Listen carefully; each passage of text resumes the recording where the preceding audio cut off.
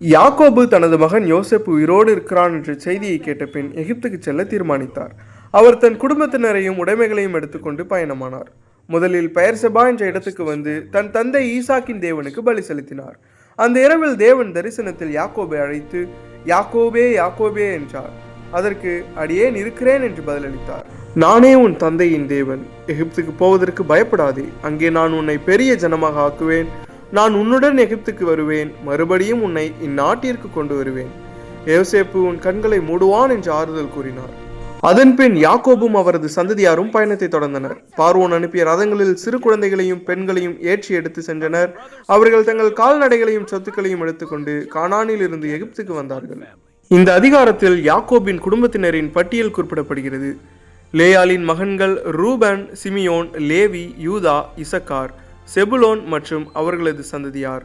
ராக்கேலின் மகன்கள் யோசேப்பு மற்றும் பென்யமின். பென்யமினின் 10 மகன்களும் குறிப்பிடப்படுகிறார்கள்.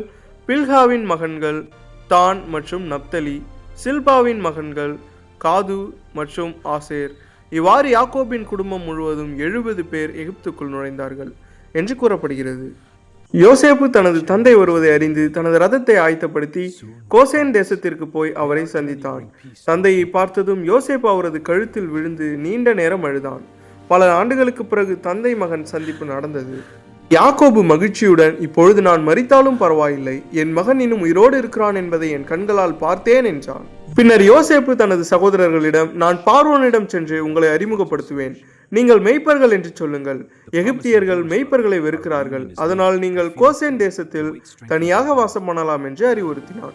இதன் மூலம் அவர்கள் எகிப்தில் தனியிடத்தில் அமைதியாக வாழ முடிந்தது. இந்த அதிகாரம் குடும்பம் மீண்டும் ஒன்று சேர்வதையும் தேவன் தம் வாக்கு தத்தத்தை நிறைவேற்ற திட்டமிட்டிருப்பதையும் காட்டுகிறது. எகிப்துக்கு செல்லும் பயணம் பயமாய் தோன்றினாலும் அது தேவன் அமைத்த பெரிய திட்டத்தின் ஒரு பகுதியாக இருந்தது.